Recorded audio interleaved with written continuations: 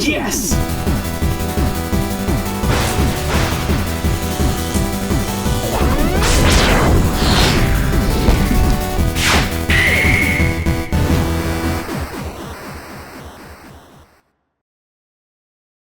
Hey everyone, and welcome back to another brand new episode of The Completionist. Now, this year has been the year of Sony here on the show. I have done a lot of Sony games, and the Sony train is not stopping anytime soon. I'm really getting into PS1, PS2, and PS3 games all over again, and especially with the kind of new take on PlayStation 4K with this new PS4 Neo, whatever it's called. I really want to get more and more into the franchise mascots of Sony. So I thought today, you know what? Let's dive into what would be for me a brand new franchise I've never played before. And that, my friends, is Jak and Daxter.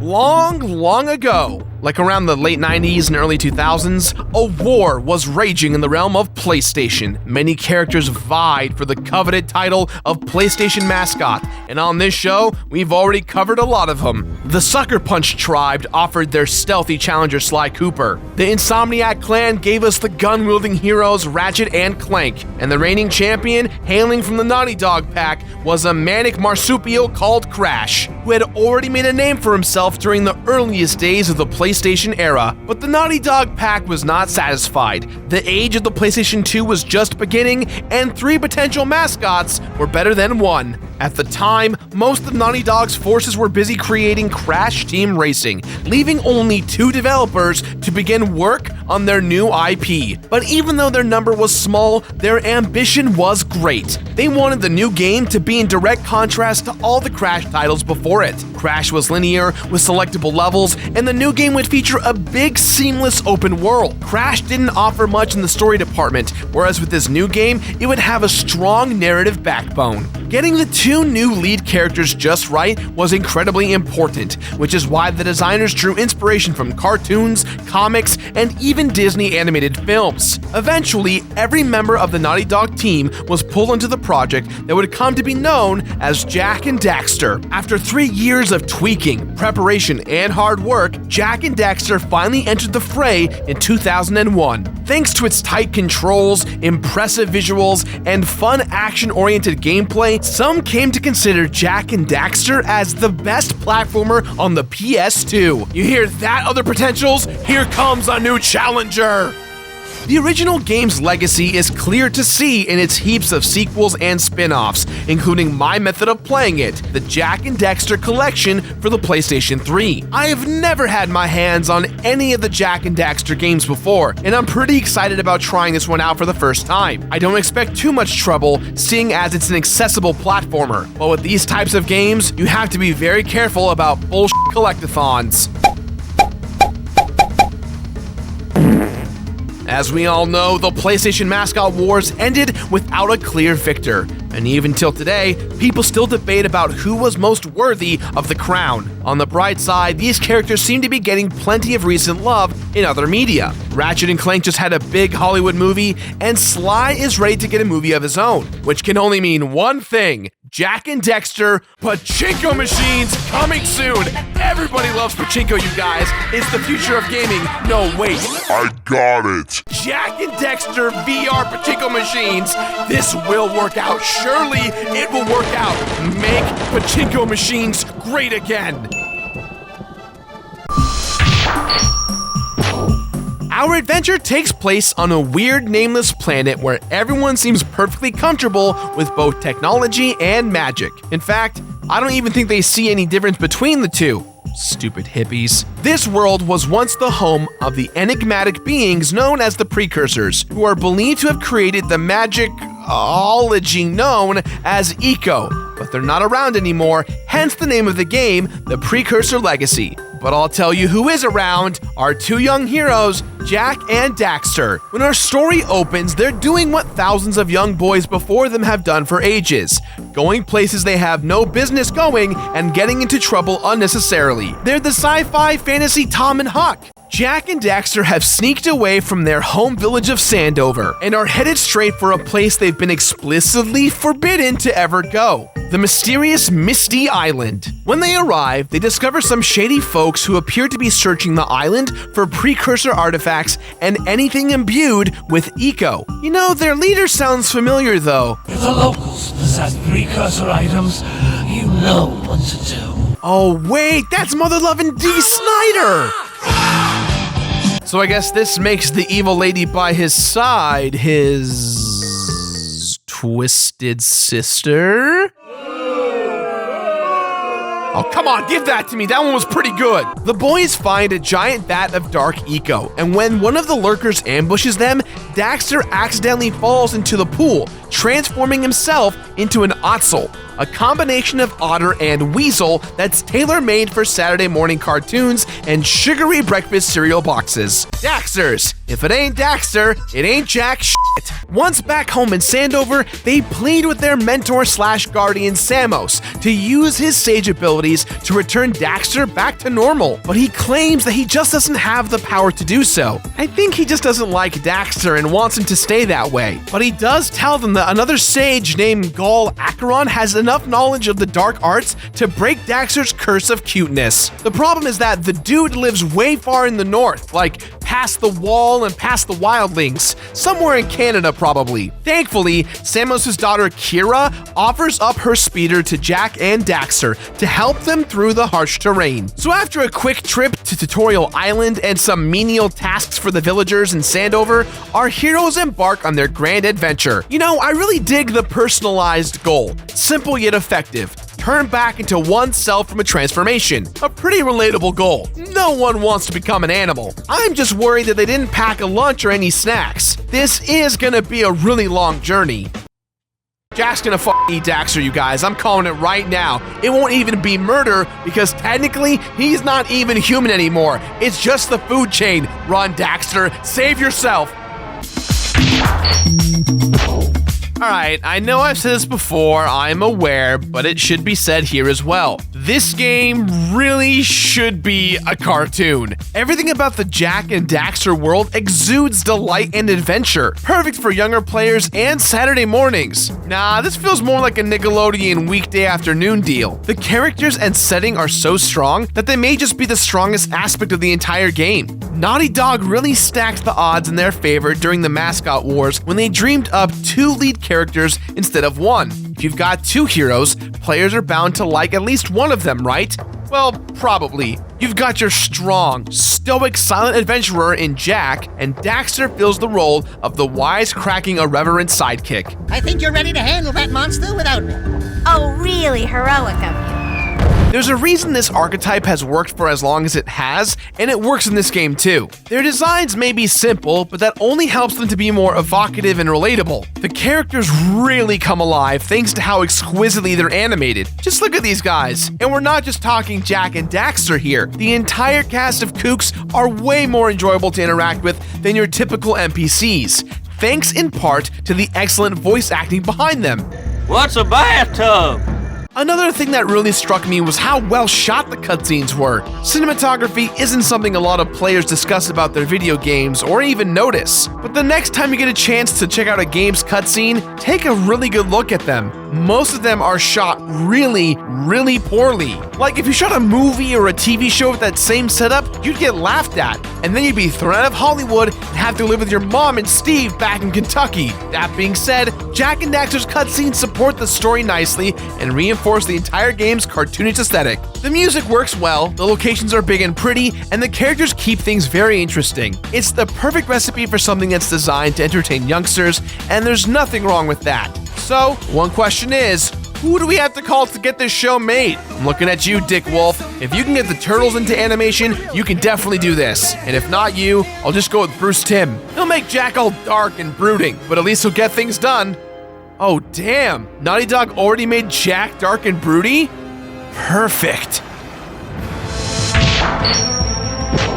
Jak and Daxter is a platformer alright, but for all the platforming tropes that it makes fresh and exciting, there's aspects of platformers for which it offers no innovation whatsoever. The design of the game's world is actually pretty cool. It's like one big sandbox with little mini missions and encounters peppered throughout it. There are no levels, but there are several areas that you can freely travel between. Think of it like Mario 64 without the paintings or the hub world of Peach's castle. If you want to go someplace, you can just get off your ass and go. But don't worry, as you progress, you'll unlock teleporters to make travel a lot easier. You may be in control of just Jak when you play, but it really feels like you have control of both boy adventurers. Daxter is a part of all of Jak's animations, and no matter what move you're performing, they always feel like one instead of being two. If these two were a part of a three-legged race, they'd be crushing it right now. Jak's got a whole lot of moves up his sleeves, including a double jump, a ground pound, and a Shoryuken! Is that a Shoryuken?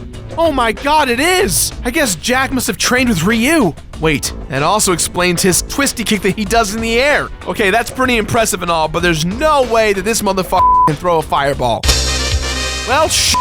You might as well just throw this guy into Street Fighter V now. But Jak just can't throw fireballs whenever he wants to. He's got to be charged up with yellow eco for that. There's a couple of different types of eco that Jak can use throughout the game. Yellow lets you burn stuff up, and blue eco lets you both move quickly and interact with precursor technology, like launch pads and secret doors. There's red eco, which makes you deal more damage, and then there's green eco. Collecting 50 little pieces of green eco, or just one big piece, will return 1 hit point to Jak's total life. This is honestly one of the more difficult parts of the game.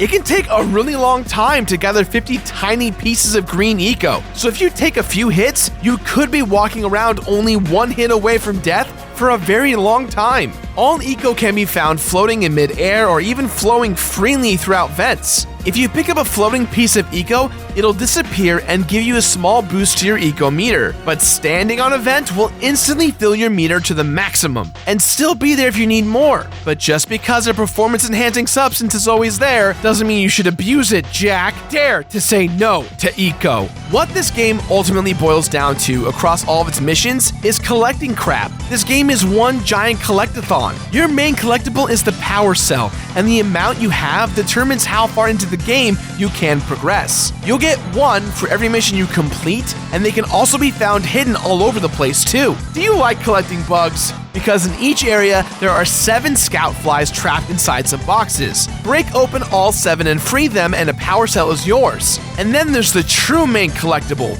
Precursor orbs. They look like ancient Fabergé eggs. Careful now, they're worth at least 8 animal pelts. You can trade these orbs you've collected in for, you guessed it, more power cells. We are officially collecting collectibles to collect other collectibles. Now, it's not the worst thing in the world, but this does get old. The enemies you fight are kind of a joke. They don't pose much of a threat, and even if they did, they go down far too easily for the combat to possess any sort of depth. Even the few bosses that the game has are exceedingly simple. It's a shame when you consider how cool Jak's moves are. You need real opponents, man. You need to travel the world like your hobo karate man Master Ryu and discover your true power, and then shun your best friend for years and take him down later on in the sequels. Now, make no mistake, Jak and Daxter plays very, very well. Unfortunately, the lack of variety in its activities really dragged down its gameplay. It's a shame that the gameplay couldn't be as rich and fun as the game's art direction. But if we collect enough ancient Fabergé eggs, maybe we can sell them for stuff we actually like a big bowl of Daxters. Daxters. Don't blame us if you get diabetes.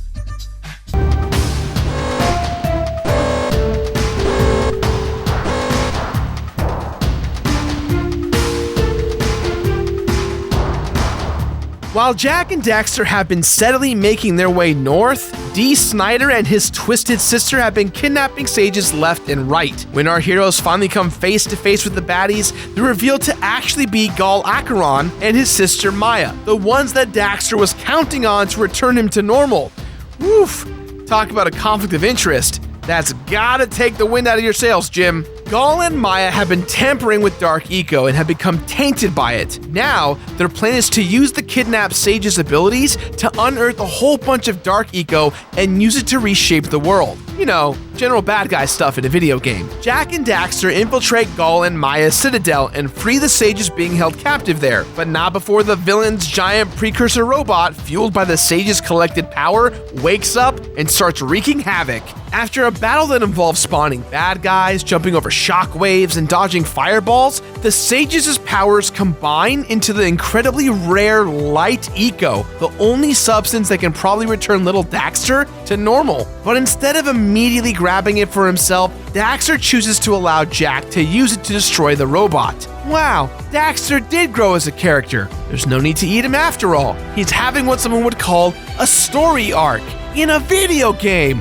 Jak grabs the Light Eco, goes Super Saiyan, and blows up the robot with one powerful blast. Gall and Maya drop into the vat of Dark Eco, taking them out. But shouldn't the Dark Eco transform them just like it did to Daxter? Oh well, they ain't gonna be in Rush Hour 3. Everything is back to normal in whatever the hell this universe of a game is called. And it looks like Jak and Kira are gonna find some romance in the last few moments. Oh, come on!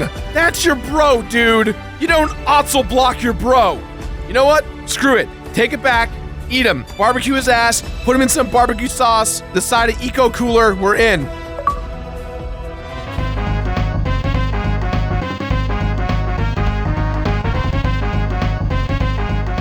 As a part of the Jak collection, the Precursor Legacy has its own set of achievements.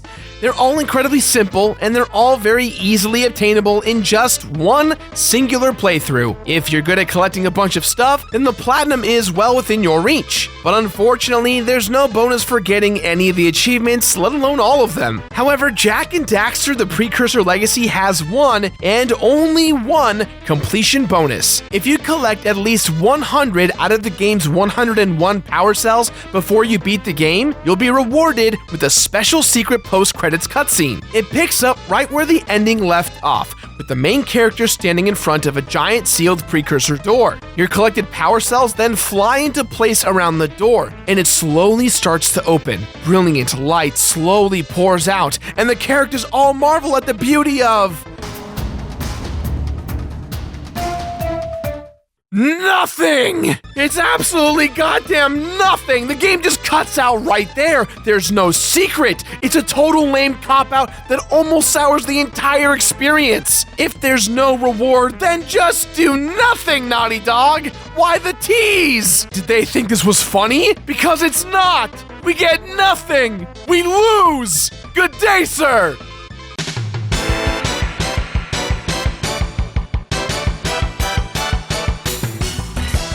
Jak and Daxter is kind of a walk in the park, and by that, I mean it's both easy and that you'll spend a lot of time picking up stuff off the ground. You could complete this game in just an afternoon, and you know what? That's okay. For less experienced players, this game offers a great time, but it can still be fun for bigger kids if they focus less on finding deep gameplay and focus more on the delightful world of Jak and Daxter. In my playthrough of Jak and Daxter: The Precursor Legacy, there were 14 deaths, 1 playthrough, 10 hours of total playtime, 101 power cells collected, 112 scout flies found, 2,000 precursor orbs obtained, and 1 bag of Daxters from the bottom row of the cereal aisle. Ugh. Knockoff brands are never good as the original. Jak and Daxter is an easy notch on your belt if you're a completionist, and an amusing adventure for just about everyone else. But I think it's one of those games whose characters transcend the game that they're in. I'll probably remember Jak and Daxter themselves long after I've forgotten about the Precursor Legacy. Jak and Daxter is an awesome time. I would say, however, that it was an easy time, and that's not necessarily a bad thing, it's just something I noticed. Out of all of the franchises that Sony and Naughty Dog have come together to create, Jak and Daxter, while it is really well done, is pretty simple. It's pretty easy. It's not bad, it's just something I noticed. As a completionist, I will say this game is all about the collectathon. Collectathon after collectathon after collectathon. You collect things to get things to then turn into other things. And while you do get something at the very end of this journey, I don't think it's that palpable to really say this game is worthy of a completionist triumph. So, with that in mind, guys, I give this game my completionist rating of Finish It. Finish it! That's all time we have for today, guys, so please, as always, let me know your thought about today's episode somewhere on the internet. Question of the day: if you could have a third-party company work on a first-party title, who would it be and why? Let me know in the comments below. Now, if you excuse me, here's some Twisted Sister mixed in with some Twisted Jak and Daxter.